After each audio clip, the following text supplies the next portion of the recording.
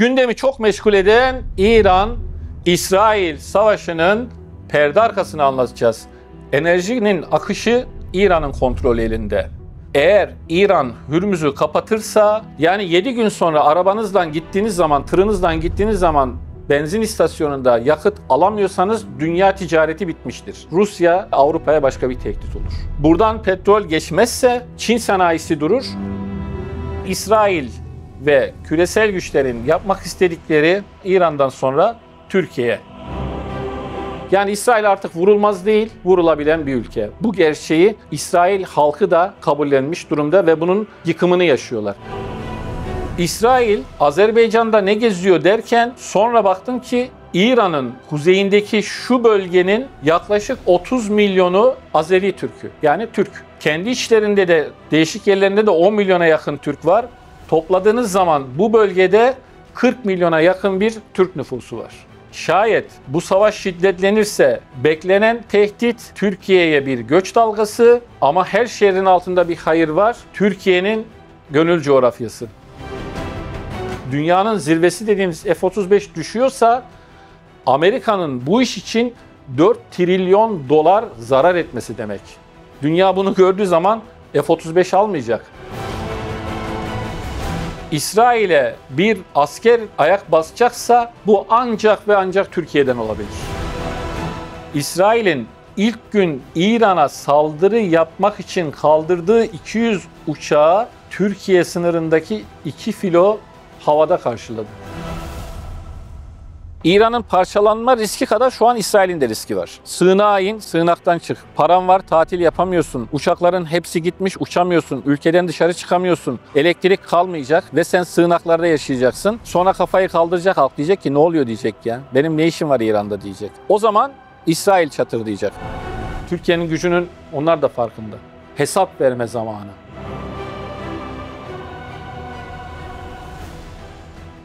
Öncelikle seni tanıyalım. İsmim İbrahim Avcıoğlu. Emekli askerim. Yaklaşık 30 yıl falan bomba imha uzmanı, sizin anlayacağınız tabirde söyleyeyim. Bomba imha uzmanlığı görevi yaptım. Yani branş itibariyle mühimmat branşındaydım. 2018 yılında emekli oldum. Kaç yıl bu işi yaptınız? Yaklaşık 30 yıl mühimmatla haşır neşirdim zaten. Yani mühimmatın imalatından imhasına kadar süreç. Bir de son zamanlarda bu el yapımı patlayıcılardan dolayı da bomba imha uzmanı, halkın tabiriyle bomba imha uzmanı dediğimiz görevleri yaptım. Yani müdahale ettiğim veya imhasını gerçekleştirdiğim mühimmat ve el yapımı patlayıcı sayısı sanırım bir 10 binlere yaklaştı. Evet, gündemimiz İsrail-İran savaşı. Şimdi bir meselenin hakikatini anlamak için derinlemesine bakmak gerekiyor. Derinlemesine bakmak derken bu olay sebeplerine, sonuçları kime yarıyor? Olayı böylemesine baktığın zaman zaten aktörler ortaya çıkıyor. Şimdi baktığın zaman küçücük bir İsrail, karşısında İran, karşısında Ürdün, Suriye, Irak, Yemen, ilahir. Dünya kadar nüfus, dünya kadar güç. Peki İsrail buradayken öteki kıtadan Amerika burada ne geziyor? Bunu çözdüğümüz zaman, niye olduğunu anladığımız zaman sonuçlarını da çok rahat analiz edebileceğiz. Şimdi baktığın zaman küçücük bir Gazze, Gazze'nin etrafında Amerika'nın 2 tane uçak filosu. Bölgedeki tüm ülkelerin uçak sayısından daha fazla bu uçak gemisindeki uçak sayısı. Ne işi var burada Amerika'nın? Veya iniyorsun Kızıldeniz'de, Hürmüz'de Amerikan donanmaları, uçak gemileri, kruvazörleri orada. Şimdi Amerika'nın burada olmasının 2 tane sebebi var. Hatta sadece Amerika değil, tüm Avrupa'nın burada olmasının sebebi ne? Çünkü burada İngiltere'den tut, İspanya'ya, Almanya'ya kadar herkesin donanması da burada. Küçücük bir Gazze'nin karşısında. Şimdi niye dendiği zaman birinci önemli olan konu şu. Konu İslam. Niye İslam? Siz bir coğrafyayı elde edebilmeniz için önce ileriye bir ileri karakol koyarsınız. O ileri karakol orada hayatta olduğu müddetçe yayılmacı politikasını izler ve siz hedeflerinize ulaşırsınız. Buradan ne çıkıyor? Bu kadar 7 düelin burada olmasının sebebi İsrail'i korumak. İsrail'in neden korunması gerektiğini şimdi çok daha iyi anlamış oluyoruz. İkincisi çıkar çatışmaları. Çıkar çatışmaları derken Amerika'nın buralarda, Hürmüz'de donanmasının olmasının sebebi dünya doğal gaz ve petrol rezervlerinin çok büyük bir oranda ihracatının yapıldığı Hürmüz Boğazı. Kimin petrolü var? Suudi Arabistan'ın burada. Irak'ın burada, İran'ın kendi petrolü burada, Katar'ın burada, Birleşik Arap Emirlikleri'nin petrolünün hepsi burada. Bu petrol buradan akıp gidiyor. Şimdi akla bir soru geliyor. Dünya kadar petrol boru hattı var? Hayır. Boru hatlarından taşınan doğalgaz ve ham petrolün daha çoğu petrol gemileriyle taşınıyor. Şimdi dedik ya, Amerika burada ne geziyor, dünya burada ne geziyor? Birinci maksat ileri karakol İsrail'i koruyup daha sonra bu coğrafyaya sahip olmak. İkinci maksatta, acil maksatta petrolü yani enerji kaynaklarının hakimiyetini elde etmek. Onun için tüm Amerika'nın, Avrupa'nın, birçok ülkenin donanmaları burada. Şimdi burada kritik nokta şu, Hürmüz. Hürmüz Boğazı şu an İran'ın kontrolünde. Yani enerjinin akışı İran'ın kontrolü elinde. Eğer İran Hürmüz'ü kapatırsa sonuçları ne olur? Bunu analiz ettiğimiz zaman aslında meseleyi de biraz anlamış olacağız. İran Hürmüz'ü kapatırsa petrol fiyatları 2 kat, 3 kat yukarıya gidecek. Petrol fiyatları niye 2 kat, 3 kat yukarı gidecek? Çünkü petrolü siz depolayabileceğiniz miktar bellidir. Yani sanayide bu 7 gündür. Ancak NATO ülkelerinde ordunun 30 günlük stoğu vardır. Yani 7 gün sonra arabanızdan gittiğiniz zaman, tırınızdan gittiğiniz zaman benzin istasyonunda yakıt alamıyorsanız dünya ticareti bitmiştir. Dünya ticareti biterse bu Amerika'nın hiç işine gelmez. O yüzden Hürmüz Boğazı'nda trafiğin akması lazım. Onun için donanması burada. Yine petrol burada kapanırsa bu sefer Rusya en çok petrol ve doğalgaz üreten ülke. Petrol fiyatları 2-3 katına çıktığı zaman Rusya ekonomik anlamda Ukrayna'dan aldığı ekonomik zayiatların hepsini birden bertaraf eder ve Avrupa'ya başka bir tehdit olur. Şimdi tüm dünyanın donanmasının buralarda olmasının sebebi bir, İsrail dedik, korumak. İki, asıl çıkarlarını korumak. Burada bir de Çin faktörü var. Buradan petrol geçmezse Çin'e, Çin sanayisi durur. Bu sefer de bu Çin'in işine gelmez. Yani olayın içerisinde bir sürü denklem var. Şimdi gelelim, İsrail burada ne yapmak istiyor? Küresel güçlerin ne yapmak istediğini anlattık. İsrail burada ne yapmak istiyor? İsrail kendi inancı gereği sözde vaat edilmiş topraklar. Neresi burası? Nil ile Dicle arasındaki topraklar hangi ülkeleri kapsıyor? Ürdün, İsrail, Suriye, İran'ın bir kısmı ve Türkiye'nin Güneydoğu Anadolu bölgesi. Bu kutsal toprakları diye vaat edilmiş toprakları alabilmek için İsrail hibrit savaş dediğimiz teknolojiyle yani savaş konseptiyle ülkelerle savaşıyor. Türkiye ile nasıl savaştı? Türkiye ile Doğu ve Güneydoğu Anadolu'daki terör safhasıyla savaştı. Elhamdülillah ülkemizin insanların feraseti bu oyunu bozdu. Bu oyunu bozunca geriye ne kaldı? İşte bakalım ülkelerin akıbetlerine. Irak. Sözde kimyasal silah var diye Irak kendi içerisinde bir muhalif grup oluşturuldu. Önce 36. paralel diye ülke ikiye bölündü. Ondan sonra hava saldırılarıyla halkı birbirine düşürdü. Hatırlarsanız Saddam'ın heykelini Iraklılar yıktı. Suriye, çok yakında yaşadığımız, gördüğümüz senaryo. Rusya'sından Amerika'sına kadar herkes bu bölgedeydi. Yemen, burada Yemen her ne kadar vaat edilmiş topraklarda görünmese de petrol hattının kontrolünde olduğu için Yemen'de bu denklemin içerisinde. Şimdi bu ülkelerin içerisinde İran'ın da bir kısmı var. Irak tamam, Suriye tamam, zayıflatıldı. Hem İsrail'in hem küresel güçlerin projesine karşı koyacak bir gücü var mı Suriye'nin? Kalmadı. Irak'ın kalmadı. Ürdün'ün kalmadı. Lübnan'ın kalmadı. Geriye ne kaldı? İran ve Türkiye kaldı. Doğanın kanunudur. Siz bir güçlüye hamle yapacaksınız. Önce zayıf düşmanlarınızı hakaret edersiniz. Onu tek bırakırsınız. Yapılmaya çalışan da İran'dan sonra Türkiye. Yani vaat edilmiş topraklar üzerine.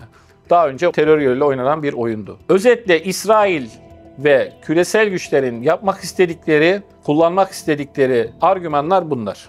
Şimdi ne dedik? İsrail ileri bir karakol. Karakollar her zaman tahkim edilmiş, muhkim edilmiş yerlerdir. Yani savunması güçlendirilmiş yerlerdir. Dolayısıyla şu an İsrail'in yıkılmaz dediği demir kubbe, yani hava savunma sisteminin içerisinde Amerikan menşeli, kendi üretimleri ve Avrupa üretimli savunma sistemleri var. Bu sistemlerin amacı İsrail'e gelecek hava saldırıları uçakla ve yüksek irtifa füzelerin saldırılarından muhafaza etmek. Şimdiye kadar başarılı oldu mu? Başarılı oldu. Neden başarılı oldu? Çok cılız saldırılar hava savunma sistemleri şaşırtmaya yetmedi ve vurma maliyeti yüksek de olsa İsrail bu riski göze aldı.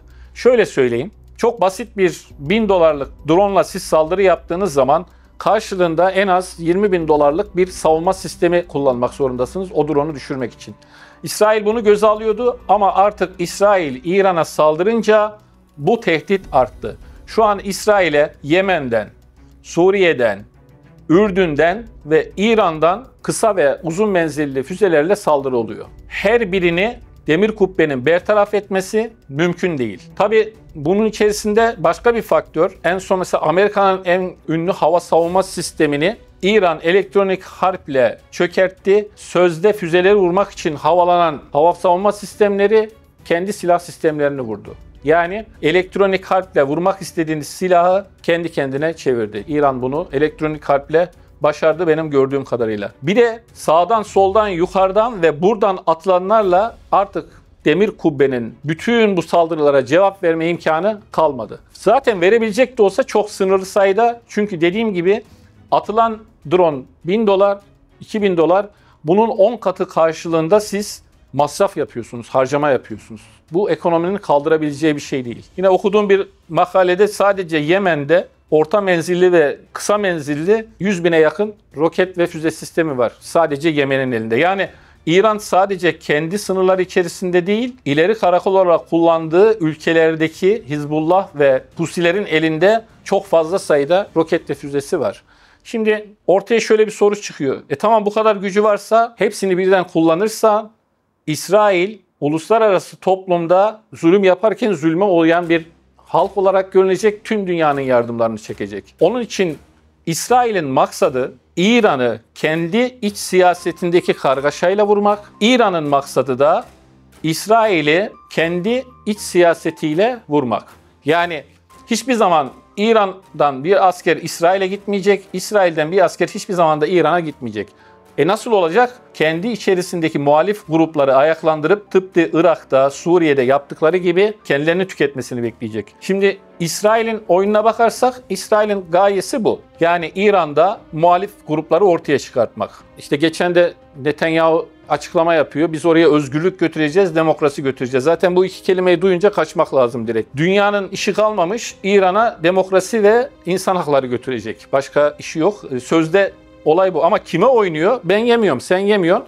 Ama İran'ın içerisindeki muhalif gruplar buna alet olabilir. İran'ın stratejisi de şu, tepkilerini yani bu saldırılara karşı taarruzlarını zayıftan kuvvetliye doğru, bu bir psikolojik harp taktiğidir.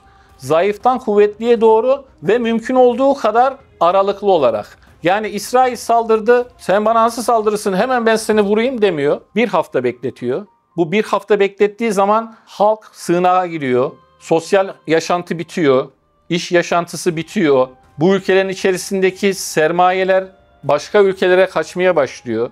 Yani devlet eliyle hava yollarındaki bütün uçaklar Güney Kıbrıs'a gönderildi. Yani ülkeye uçuş yok, ülkeye gıda girişi yok, ülkeye yatırım yok ve ülke durmadan tüketiyor. Aynı şey İran için geçerli mi? İran için de geçerli. Bu iki psikolojik harpten kim galip gelirse o kazanacak. Şimdi senaryo bir İsrail üzerine ki kuvvetli ihtimal bu gerçekleşecek. İsrail'in olmazsa olmazı demir kubbeydi. Ben demir kubbeyle kendimi savunurum dedi. Bunu nasıl başardı? Hemen yanında Mısır var. Mısır'dan bir kara tehdidi var mı? Artık yok. Niye? Mursi'yi gönderdiler. Kendi başlarına kukla bir başkan getirdiler. Suudi Arabistan hakeza Filistin cümlesi bile kurdurtmuyor. Suriye'yi daha Suriye'den Amerika ve Rusya çekildikten sonra bile şu haldeyken bile Suriye'nin silah üreten mühimmat fabrikalarını vurdu. Niye? Buradan bir kara tehdidi gelmesin diye. Şimdi İsrail bu anlamda kafası rahat. Kimse donanmayla gelemiyor, karayoluyla gelemiyor. İsrail'i vursa neyle vururlar? Havadan vururlar. Bu da demir kubbe yaptım diyor. Ben diyor artık kafam rahat diyor. İsrail şunu gördü ki demir kubbe kendini korumaya yeterli bir sistem değil. Şimdi bunun teknik boyutu biraz uzun sürer ama kısa menzilli, orta menzilli, uzun menzilli roket ve füze sistemleri çok sayıda olduğu için İsrail'deki demir kubbenin hava savunma sistemi yüksek irtifa olduğu için Alçak irtifadan atılanlar İsrail'deki hedefleri vuruyor. Yüksek irtifada atılanlar süpersonik olduğu zaman da yine vuruyor. Biz bu savaşta bunu gördük. Yani İsrail şu an şunun yıkımını yaşıyor. Demir kubbe dediğin şey aslında yokmuş, %100 korumuyormuş. Artık Tel Aviv'de, Hayfa limanında durmadan İran'ın misilleme yaptığı roket ve füzeler İsrail'e ulaşıyor. Yani İsrail artık vurulmaz değil, vurulabilen bir ülke. Bu gerçeği İsrail halkı da kendisi artık kabullenmiş durumda ve bunun yıkımını yaşıyorlar. Şimdi insan İsrail'de yaşasa, normal bir insan olsa sorgulamaya başlar. Der ki ya benim İran'la ne işim var yani? İran'a ben niye demokrasi ve özgürlük göndereyim? Şimdi kuş uçuşu 1600 kilometre. Hiçbir ticaretim yok, hiçbir şeyim yok. Ben niye İran yüzünden sığınakta yaşıyorum? Sorusu İsrail'in iç dinamiklerini karıştıracak. İran'da da demokrasi yok. Bilmem işte rejimin yönetimsel hatalarını İsrail kışkırtarak İran'ı parçalayacak. Olayın stratejik gaye ve amaçları bu. Yani dolayısıyla bu savaş hemen bitecek bir savaş değil. Süreye yayılacak. Süreye yayıldıkça bu İran'ın işine gelecek. Onun için zaten tepkilerini anlık reaksiyon olarak vermiyor. Neden? Bir şekilde İran, Çin, Rusya gibi destek verebilecek ülkelere hazır sınırları, kara sınırları var ama İsrail burada yalnız. Bunu bilen İran sürekli saldırılarını Hayfa limanına yapıyor. İsrail'in dünyaya açılan kapısı Hayfa limanını İran vuruyor ki artık lojistiği kesilsin, halkın üzerinde psikolojik bir algı oluşsun diye. Zaten demir kubbeyi geçirerek bunu başarmışlardı. Şimdi o lüks ve şatafattan da mahrum kalacak o halk. Bu sefer tepkileri devam edecek. Şimdi baktığınız zaman İsrail Amerika'dan ve Avrupa'dan aldığı gücün yanında kendi Mossad ajanlarıyla yüzyıllardır desek yeri var, bunun mücadelesini yapıyor. Şimdi İran'a ilk saldırı nerede oldu? Nükleer fizik profesörleri ve komuta heyeti oldu. Şimdi İsrail ta buradan bir nükleer profesörün veya bir genelkurmay başkanının veya işte bir generalin hangi şehirde, hangi binada, hangi lojmanda o lojmanın hangi odasının yatak odasına kadar tespit etmiş. Tespit etmiş, bunu gidip İsrail'den vurmuyor. İran'ın içerisinde sözde ekonomik tesis görünümünde ajanların kurduğu bir şirket üzerinden üretim yapıp ilk saldırıyı bu şekilde gerçekleştiriyor. Yani olayın İsrail'den vurma değil, İsmail Haniyeh cinayetindeki gibi değil, İran'ın kendi içerisinde kurduğu insansız hava araçlarından hareket ettirerek vuruyor. Şimdi demir kubbenin delinmesinde İran'ın elindeki roket ve füzelerden, özellikle hipersonik füzeler daha çok gündeme gelmedi. Dedim ya, İran olayı mümkün olduğu kadar uzun aralığa getirmek istiyor. Bu İsrail'le iç karışıklık olsun diye. Dolayısıyla İran, İsrail'i zayıf silah sistemlerinden kuvvetliye doğru vurmaya başladı. Zaman ilerledikçe etkiye tepki olarak İran daha şiddetli cevap verecek. İran'ın elinde 15 Mach yaklaşık 5-6 bin km/saat hızda olan hipersonik füzeleri devreye sokacaktır. Bu da demir kubbeyi zaten etkisiz hale getirmek için başka bir etken olacaktır. Yıkımları İsrail için daha büyük bir yıkımla karşı karşıya kalacaktır. Gündemdeki başka bir konuda İran, İsrail İran'a nükleer silah atar mı? İran'ın bir kere nükleer kapasitesi var mı, yok mu? Bu çok böyle kritik bir soru. Benim şahsi kanaatim de, göstergeler de şunu gösteriyor ki Amerika Irak'a kimyasal silah fabrikası var diye girdi. Sonra üzerinden 10 yıl geçtikten sonra açıklama yaptı. O bir bahaneydi. Biz Irak'a girmek istediğimiz için girdik diye söyledi. Aynı şey İran için de gerçekleşecek. Şimdi sen bir nükleer profesörün, bir sivilin hangi evde oturup evindeki hangi odada yattığını biliyorsan, bir generalin hangi lojmanda oturup hangi odada yattığını biliyorsan, İran'ın da elinde nükleer bir silah olup olmadığını zaten biliyordur. Yani ben var veya yok demiyorum ama varsa bunu İsrail de biliyordur, Amerika da biliyordur. Gelelim, böyle bir tehdit var mı? Aynı soru Ukrayna ile Rusya arasında da oldu. Nükleer silah kimse kullanamaz. Nükleer silah kullanmak demek, dünya savaşı demek, dünyadaki nükleer silahların hepsinin ateşlenmesi demek, 10 kere dünyanın yıkılması demek, canlı kalmaması demek. Bu riske hiçbir ülke girmez. Nükleer silah kullanan ilk ülke zaten coğrafyadan silinir. Yani o ülke silinir. Bunun artık algıyla falan yönetilme gibi bir imkanı yok. Zavallıydı, bilmem şöyleydi, mazlumdu. Bu şekilde bertaraf edilemez. Nükleer silah kullanan ülke dünya kamuoyu tarafından ortadan kaldırılır. Dolayısıyla hadi olası var mı? İran'ın elinde nükleer silahla vurma kapasitesi var. Demir kubbeyi deldi. Hipersonik füzelerle nükleer saldırı İsrail'e yapabilir. Aynı şekilde İsrail de İran'a nükleer saldırı yapabilir. Ama yine söylüyorum, iki ülke de buna cesaret edemez. İran-İsrail savaşının başlangıç noktası tek başına bir ülkenin oyunu değil, bir büyük aklın oyunu. Peki bu büyük akıl oyunu ne dersek? Şimdi yüksek akıl dediğimiz şey, yani dünyayı belli bir kesimin kendi ilkeleri doğrultusunda yönettiği. Yani şöyle söyleyeyim, şimdi yazılımda 1-0-1-0 var ya, her şey 1-0-1-0'la yapılıyor. Yani o efektler, o görüntüler, her şey 1-0-1-0'la yapılıyor. Dünyada da rahmani ve şeytani var, 1-0-1-0 gibi. Tüm kurgular bu üzerine yapılıyor. Yüksek akıl dediğim kesim 0 olan kesim. Yani işin şeytani boyutunda olan insanlar. Bu insanlar dünyadaki nüfus planlamasından, dünya enerjisinin planlanmasından, sermayenin aktarılmasından, ahlakın insanı bir meta gibi, yani bir maddiyunluk penceresinde gördüğü için her şeyi planlamak isteyen bir üst akıl. Bunda da yeri geliyor işte Ukrayna'yı kullanıyor, yeri geliyor terör örgütlerini kullanıyor, yeri geliyor kendi oturtturduğu devlet başkanlarını, sivil toplum kuruluşlarını vesaire kullanıyor, bir şekilde yönetiyor. Yani büyük akılın projesiyle İsrail'in projesi örtüştüğü için zaten bakıyoruz, yani donanması olmayan ülke yok bölgede. Yani Almanya'dan İspanya'ya, yani İspanya'nın halkı bu işe en çok karşı çıkan olmasına rağmen, ama bakıyorsun ordusu orada. 7 düelin bütün ordusu şu an o bölgede, Gazze etrafında, küçücük bir Gazze etrafında. Neden? İşte yüksek akılın projesiyle İsrail'in projesi birbiriyle örtüştüğü için. Mısır'da yüksek akıl oynadı, başa istedikleri bir iktidarı getirdiler. Suriye'de oynadı, tamam mı? Parçalama noktasına geldi. Irak'ta oynadı, Irak parçalanma noktasına geldi. Şimdi İran'da da aynı şey oynayacak. Savaşın seyrine göre kim milli manevi değerlerine daha çok sahipse o kazanacak. Yani biraz aykırı bir cevap oldu sanırım. Hani kim daha güçlüyse değil, kim milli ve manevi değerlerine sahipse o ayakta duracak. Basamadığınız yer sizin değil. Adım atamadığınız yer sizin değil. Yani İran'ın topraklarına ayak basacak bir asker mümkün değil. Türkiye'nin de aynı şekilde mümkün değil. Peki nasıl olacak? Rejimi yıpratacak, baştaki insanı yıpratacak, İç savaş çıkartacak, sonra iç savaştan kendi gruplarını oluşturacak.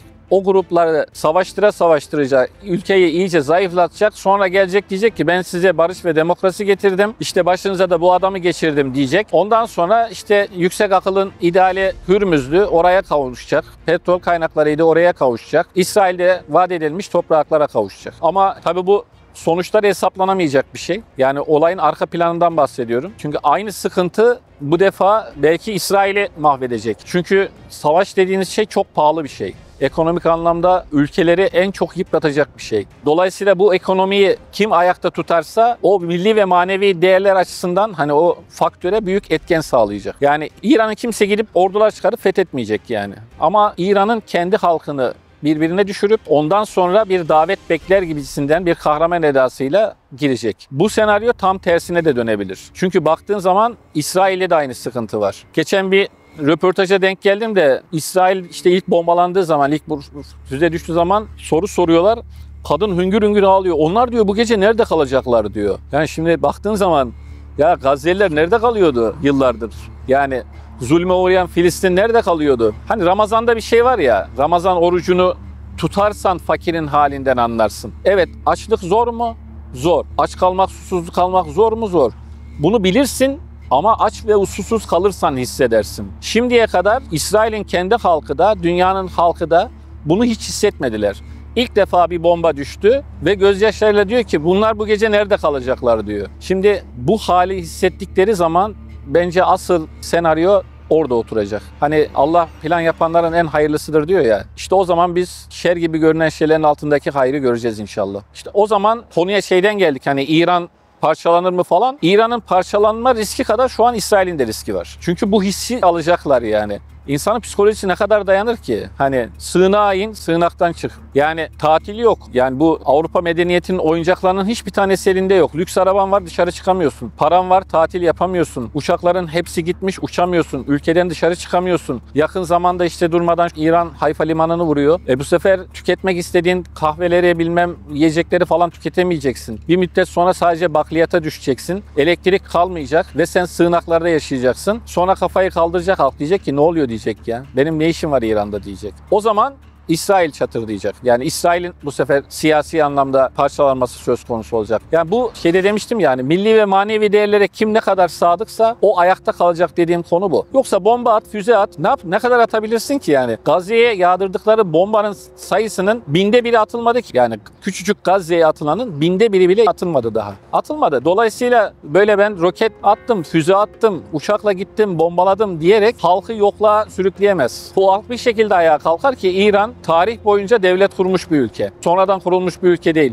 Bu gelenek genlerinde var yani. O yüzden İran için ne kadar büyük tehdit varsa İsrail için de aynı tehdit var diyebiliriz. Şimdi gelelim İsrail-İran savaşının geldiği noktaya. Tarihi biraz geriye aldığımız zaman, meseleye biraz daha geniş açıdan baktığımız zaman şunu görüyoruz ki bugünkü İran rejimi Fransa'da kurulmuş bir İran rejimi. Fransa'da kurulan İran rejimi daha başlar başlamaz ben İsrail'in karşısındayım misyonuyla çıktı. Yani tüm İslam ülkelerine dedi ki ben İsrail'i ortadan kaldıracağım, İsrail zulmüne son vereceğim misyonuyla Fransa'da kuruldu. Zaten insanın aklını karıştıran konu bu. Fransa'da kurulan bir rejim, ben İsrail düşmanıyım diye açıklama yapılıyor. Fransa donanmaları Gazze'yi bombalıyor.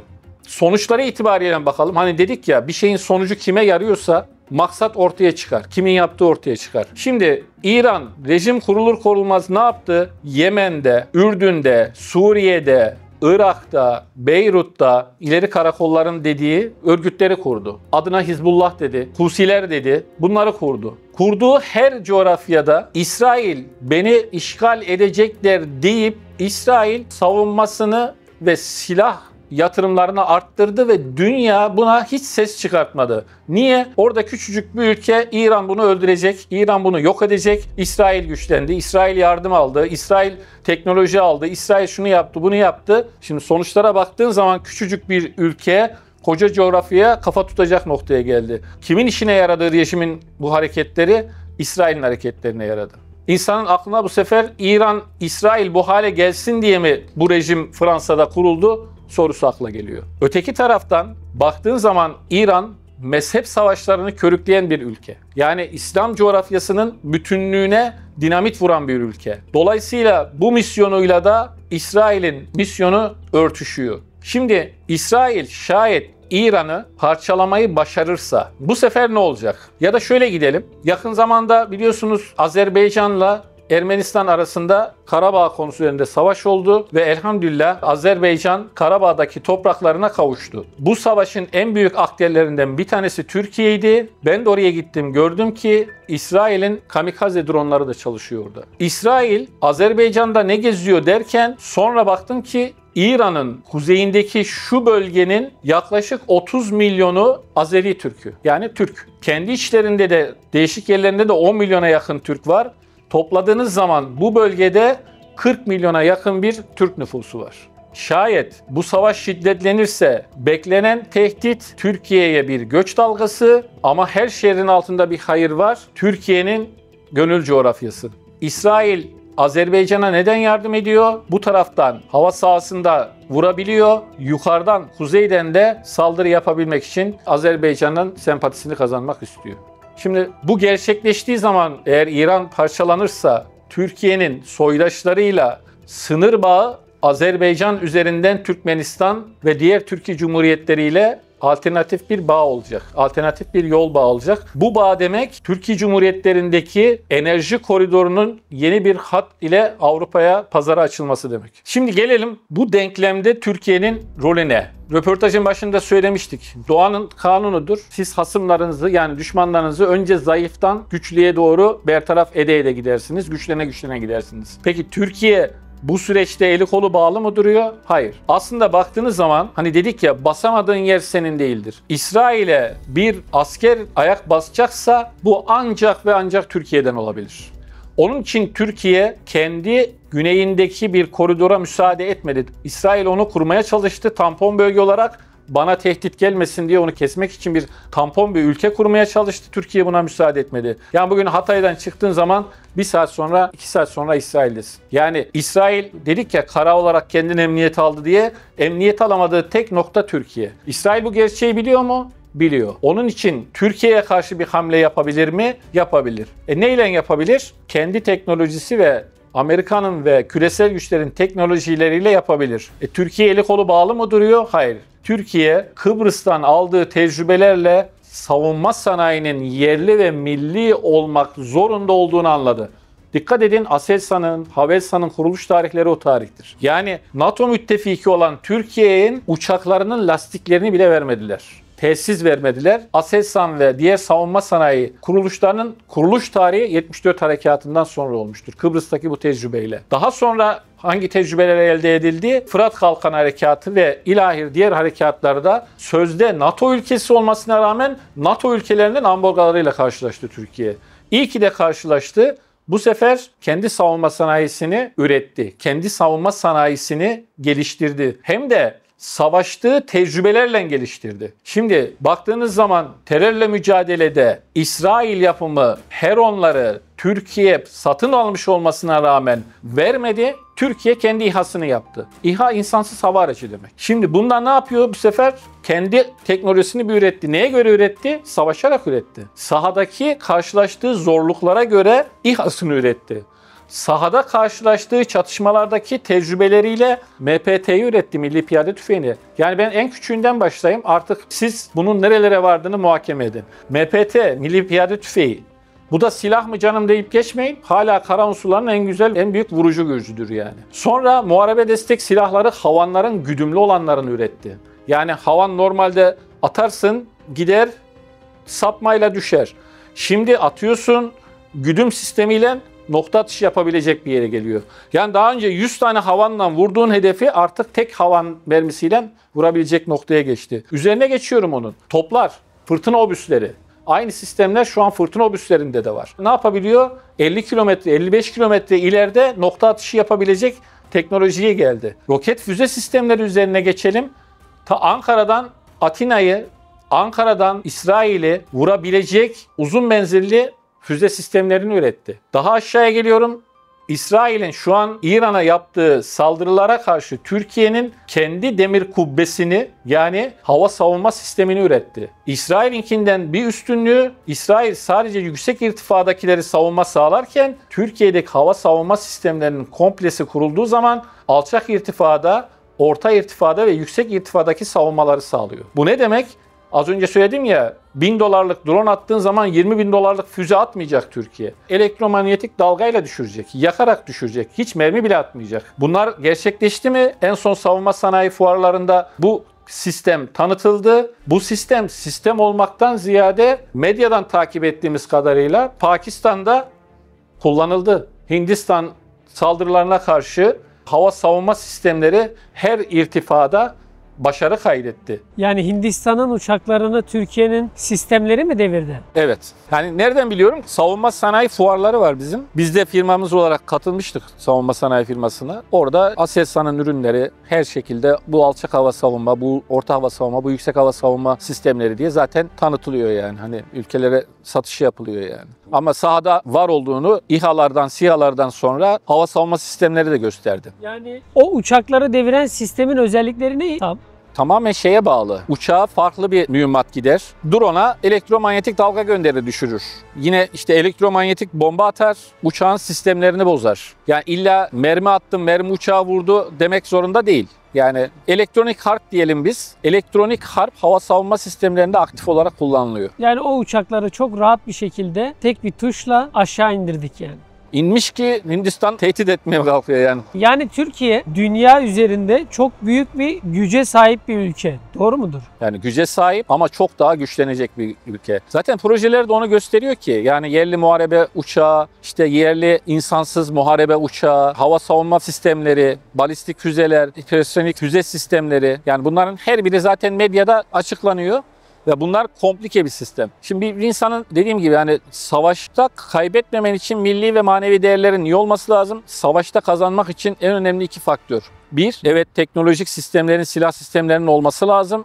Ama bundan çok daha önemlisi onu kullanacak bir orduya sahip olman lazım. Teknoloji ne kadar gelişirse gelişsin insan faktörü her zaman ön plandadır. Biz Orta Asya'dan belli savaşıyoruz. Hiç savaşsız kalmadık. Şimdi ben emekli oldum 2018 yılında. Şimdi hadi savaşa gidiyorsun desem ben yanımda ne götüreceğimi bilirim. Sen askerliği yapmadın. Ne götüreceğini desem bir sandık eşya hazırlarsın.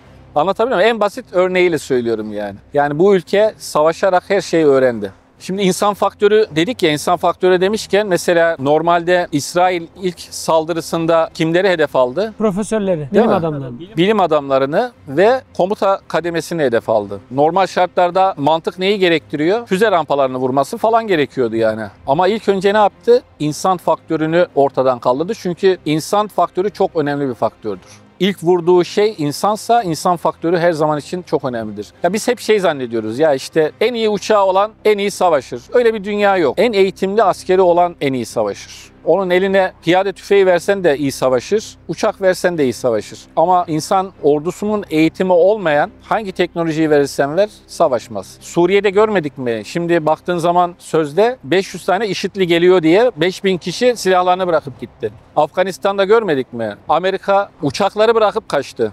Yani savaşan ve savaşmayı bilen her zaman galip gelir. Yeter ki o milli, dini, manevi değerlerine sahip olsun. Bu defa demir kubbe dediğiniz İsrail'deki yıkılan demir kubbenin daha kuvvetlisi Türkiye üzerinde şu an kuruluyor ve gün geçtikçe saha tecrübeleriyle gelişiyor. Bakın mesela TB2 dediğimiz İHA'mız vardı. Onun üzerine yüksek irtifa Aksungur oldu. Şimdi milli muharebe uçağı geçiyor. Yani 5. nesil milli muharebe uçağı olacak bu inşallah tamamlandığı zaman. Şimdi 5. nesil muharebe uçağı dediğimiz uçak şu an en gelişmişi Amerika ile NATO ülkelerinin ürettiği F-35. İsrail elinde 44 veya 45 tane var. İlk saldırıda 3 tanesini İran düşürdü. Hava gücünün en kuvvetli unsuru F-35'ten 3 tanesi düştü. Şimdi F-35 deyip geçmeyin. 5. nesil savaş uçağında dünyanın zirvesi dediğimiz F-35 düşüyorsa Amerika'nın bu iş için 4 trilyon dolar zarar etmesi demek. Dünya bunu gördüğü zaman F-35 almayacak. Zaten öyle oldu. Dünyada birçok ülke İHA, SİHA üretirken daha dün İsrail'den parasını verip alamadığımız İHA ve SİHA'lara karşı şu an Türkiye dünya İHA, SİHA pazarının %65'ine sahip. Yani dünyada satılan her 3 tane İHA, SİHA'dan 2 tanesi Türk menşeili. Devam ediyorum. Tank savar silahları. Amerika'nın Javelin dediğimiz tank savar silahları veya Rusların tank savar silahları güdüm sistemi itibariyle tank bir görünümden çıktığı zaman mermi köre gidiyor. Roket köre gidiyor. Yani boşa gidiyor. Güdüm takip etmiyor artık. Lazer güdümlü olduğu için. Bizim ürettiğimiz ONTAS ve UNTAS tank savar silahları tankı yeter ki bir kere görsün. Tank gittiği zaman dere yatağına da girse yükseliyor. Ha buradaymışsın diyor. Patlatıyor. Yani Türkiye sahada yaşadığı, savaşarak yaşadığı her tecrübeyi, sahadaki tecrübeyi savunma sanayine aktarıyor. Savunma sanayi için üniversitelerin, birçok üniversitenin artık alt birimleri kuruldu. Yapay zeka birimleri kuruldu ve bunların hepsi sahayla birleştiği zaman gerçekten savaşan silah sistemleri oluşmaya başladı. Bu Türkiye'nin yakın zamandaki en büyük gücü olduğu, artı en büyük güç üretebilen sensin. Kimsenin yardımına gerek kalmadan kendi başına üreten oldu. İnşallah milli muharebe uçağı da bu ambargolarla devreye girecek gibi görünüyor. O da devreye girdiği zaman zaten İsrail korksun. Şu an İsrail üzerimize 50 tane F-35 gönderse tek tuşla hepsini düşürebilir miyiz? Şimdi yüksek irtifa biliyorsunuz gündemi de çok meşgul etti. S-400 sistemleri var. Yani Türkiye'de şu an S-400 var. S-400 demek 400 kilometre sana biri yaklaştığı zaman radar yakalıyor. Aynı anda 80 hedefe birden atış yapabiliyor. Yani 80 hedefe birden atış yapabiliyor. Ve S-400'lerinde F-35 düşürme kabiliyeti var. Yani 400 kilometre yaklaştığı zaman radar devreye girer, silah sistemi ateşler. Dost mu, düşman mı, sivil hava yolu mu? O ülkenin savaş uçaklarının bıraktığı iz var. O izi takip eder, yakalar. Der ki bu İsrail'e ait bir uçak Adana'ya doğru geliyor. Zaten nitekim öyle oldu ki. Tabii bu çok gündeme düşmedi ama İsrail'in ilk gün İran'a saldırı yapmak için kaldırdığı 200 uçağı Türkiye sınırındaki 2 filo havada karşıladı. Yani İsrail uçaklarını buradan geçirirken bizim radarlar onları yakaladı, bizim uçaklar havalandı ve sınırın emniyetini aldı. Bunu bilmiyordunuz. Yani öyle bir olası durumda hemen aldık. Tabii. Yani şimdi bu ben hani aynı şey denizde de var. Mesela milli muharebe gemilerimiz var. Pakistan'a da ürettik verdik. Açılışını falan yaptılar. Yani Pakistan'ın deniz kuvvetlerine de verdik o milli muharebe gemilerini. Çünkü savaş bir şekilde denize taşınacak. Bir şekilde taşınacak. Dolayısıyla sizin denizde de güçlü olmanız lazım. SİHA'larımızın indiği uçak gemisi yapıldı şimdi. Ya SİHA'dan uçak gemisi olur mu diye eleştiri oluyor ya. Yani İsrail İran'ı vurduğu zaman yakıt ikmalini Amerika'nın yakıt tankerlerinden yaptı. Benim Amerika gibi arkamda bir güç yok. Türkiye olarak biz Libya'da savaşıyoruz. Somali'de savaşıyoruz. Suriye'de savaşıyoruz. Azerbaycan'da savaşıyoruz. Her yerde. Ya Kıbrıs'ta savaşıyoruz biz. Kıbrıs'ta anlaşma yok biliyorsunuz. Şu an savaş statüsünde Kıbrıs. Denizlerde savaşıyoruz. Yunanistan'la her gün burun burunayız. Baktığın zaman Türkiye savaşıyor mu? Savaşmıyor ama her cephede savaşıyor. İşte o tecrübeler savunma sanayine yansıyor. Deniz için de var. Şimdi insansız hava araçlarını konuştuk. İnsansız deniz araçları var. İnsansız denizaltılar var. Yani koskoca bir kruvazörü batıracak balık büyüklüğünde deniz araçlarımız var. Şu an denizlerimizde aktif olarak kullanılıyor mu? Kullanılıyor. Zaten bunlar olmasa İran, Suriye, Irak, Lübnan, İran demezdi, Türkiye derdi. Ama Türkiye'nin gücünün onlar da farkında. Bugün diyelim ki İsrail yönünü Türkiye'ye çevirdi. Nasıl bir senaryo bizi bekler? O zaman işte kıyamet senaryosu çıkıyor ortaya. İsrail helak olur, asr-ı saadet tekrar yaşanır, sonra da kıyamet kopar. Yani Türkiye ile baş edebilecek bir devlet değil yani. Türkiye ile baş edebilecek bir ülke yok. Bak bunu gerçekten abartısız söylüyorum yani. Çünkü Türkiye dediğin 80 milyon insanın hepsi asker. 74 o Kıbrıs harekatında yağmurdan dolayı mühimmat nakliye yapılamamış. Bütün köylüler traktörle geliyor. Ya seni kim çağırdı yani? Hani traktör çamurda hareket ediyor ya.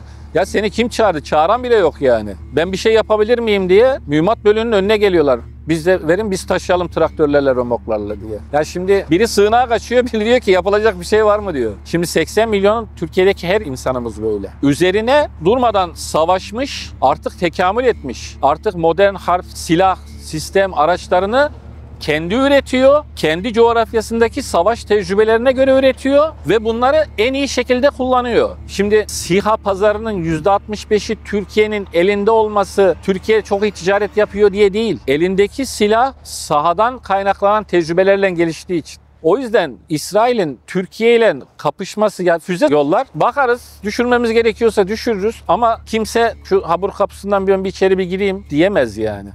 Diyemez yani. Avcılar Federasyonu'nu göndeririz bitirir işini yani. İsrail artık korkulacak bir devlet olmaktan çıktı değil mi? Yani İsrail hiç korkulacak bir devlet değildi. Hiçbir zamanda olmadı. İlk füzesinden sonra halk sokağa düştü, sevinç gösterileri yapıyor. Şimdi gerçekten algı yönetimi çok önemli. Şimdi bu kadar algı yapılmaz ya. Yani ya 16 milyon nüfus yani. Şimdi 16 milyon nüfus. Yani bunun kaçı asker olur yani? Ne kadar tehlikeli olabilir ki? İşte nükleer silahı var. Yani nükleer silah kullanmak demek dünyayı sonuna getirmek demek. Çünkü bir kişi nükleer silah attığı zaman onun yerine yiyor kafasına. Mutlaka yiyor. Dengeler öyle hassas yani. Biri kullanırsa herkes kullanır. Dolayısıyla nükleer silah faktörü var veya yok. Çok büyük bir caydırıcı güç. Yani tartışılmaz. O çok caydırıcı bir güç. Ama kullanmayacağın bir güç senin değil. Nükleer silah bölümünü çıkarttıktan sonra İsrail aslında hiç korkulacak bir ülke değildi. Ama algı hep böyle. Ama şu da bir gerçek. Gündemlerinde hep savaş ve vaat edilmiş topraklar olduğu için hedefe doğru gidiyorlar. Dolayısıyla elde ettikleri her küçük bir başarı üst üste bindiği için büyük bir şeymiş gibi görünüyor. 16 milyon nüfus. Her aileye bir köy versen vaat edilmiş toprakların 1/3 etmiyor. Hani bu kadar toprağı ne yapacaksın yani? Hiçbir zaman benim nazarımda da güçlü olmadı ama algıyı güzel yönetiyorlar. Yapamadıkları tek şey şu. Bir tane Gazze'li çocuğu, bir tane Gazze'li kadını çekip de aman dileyen bir videoları yok. Bunu başaramıyorlar elhamdülillah. Şunu diyebilir miyiz? İlahi adalet sanki tecelli edecek gibi. Gazze'nin düştüğü duruma İsrail'de düşmek üzere. Doğru mu anlıyorum? İnşallah ama daha beter olacak yani. Çünkü bu kaçınılmaz bir son. 16 milyon nüfusa sahip bir ülke. Yanılmıyorsam 8 milyonu falan İsrail'de yaşıyor. Hadi dünyanın her yerindeki Yahudileri toplasan, her aileye bir tane köy versen coğrafyanın 1/3'ünü toplayamaz. Yani bu ne demek? Alacağın yeri yönetmen lazım senin. Yönetmen için ne yapman lazım? Yerel halktan devşirmen lazım. Yani o yüzden milli ve manevi değerler dünyanın en büyük teknolojik silahlarından çok daha üstün olan değerler. Şimdi İran, İsrail gündemi asıl gündem olmakla beraber bazen biz gündemlere deriz ki perde gündem. Biz neyi konuşuyoruz? İsrail'le İran'ı. İsrail'in Hamenei suikastinde İran-İsrail savaşı çıkar mı derken İsrail Gazze'yi yoğun bombardımana tuttu. Dünya bu gündeme kilitlenmişken İsrail kendi amaçları doğrultusunda Gazze'yi zulme ve katliama sürüklemeye devam ediyor. Asıl gündem İran, İsrail gibi görünse de dünyanın gündemi bu olduğu noktada İsrail, Gazze'de belki de daha ileriye geçerek kutsal mekanlarda tahribatta bulunabilir. Her ne kadar savaş gündemimiz olsa da son bir haftada ölen sayısı 300-500 kişiyi geçmedi. 300-500 rakamını bir trafik kazasında, bir hastalıkta kat fazlasını görüyoruz. Yani demem o ki her ne kadar savaşı dinliyor olsak da insan her an öleceğini bilmeli, ahiretine o şekilde hazırlık yapmalı. Peygamber Efendimiz Aleyhisselatü Vesselam'ın ordusunda olsaydınız nasıl hissederdiniz? Şimdi Allah bir 30 seneye yakın askerlik nasip etti. Kışlamız, birliğimiz bizim peygamber ocağıydı. Hep de bu düsturla görev yaptım. İnşallah Allah kabul eder. Mesleğim itibariyle de bomba imha uzmanı olduğu için her an ölümü ensesinde hisseden bir vazife. Aslında çok ağır psikolojik etkileri olan bir meslek. Nasıl ayakta durdun? Hep zaten şehadet duygusu için ayakta duruyorsun. Düşünsene her sabah kalkıyorsun, çocuklarınla görüşüyorsun. Onların son kez sesinin duyulduğunu sen biliyorsun ama onlar bilmiyor. Bir şey de söyleyemiyorsun. Gidiyorsun, sağ salim döndük çok şükür falan diyor. Şimdi Efendimiz sallallahu aleyhi ve sellem zamanında yaşayamadık. Allah bize nasip etmedi ama onun inşallah benim kardeşlerim hadisine mazhar olur. Fiziken, meslek itibariyle, askerlik mesleğiyle ilgili yaptığım vazifeler itibariyle. Ama şimdi Allah bambaşka bir cihat kapısı nasip etti. Hayalhanemde hizmeti nasip etti. Şimdi ne alakası var? Hani bomba imha uzmanlığı, öteki taraftan işte hayalhanemdesin dediğin zaman Efendimiz sallallahu aleyhi ve sellemin cihatları da hak içindi. Yani hakkın küfre galebe çalması içindi. Bugün de Allah emekli olduktan sonra böyle bir vazifede vazifelendirmiştir diye umut ediyorum inşallah yani. Allah kabul etsin inşallah. Allah da ayırmasın yani. Peki hayalhanem hakkında ne söylemek istersin? Hani hep röportaj boyunca insan faktörü dedik. İnsanın milli ve manevi değerleri en önemli şey dedik. Hayalhanem bu savaşın en temelini oluşturuyor aslında. Yani o insanlara o milli manevi değerlerini hatırlatıyor. Dünyaya ne için geldim ben? Bu dünya için mi geldim? Bu dünya için hak olan ne? Batıl olan ne? Bunu öğretiyor hayalhanem. Şimdi desen ki bir tane süper kahraman çıktı.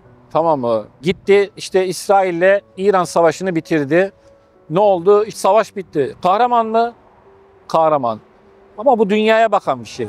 Yani hayalhanem bir insanın sonsuz hayatına bakıyor.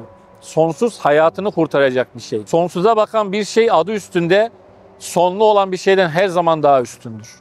O yüzden Allah yolumuzu bahtınızı açık etsin. Beni de bu vazifelerde daim etsin inşallah diyelim yani.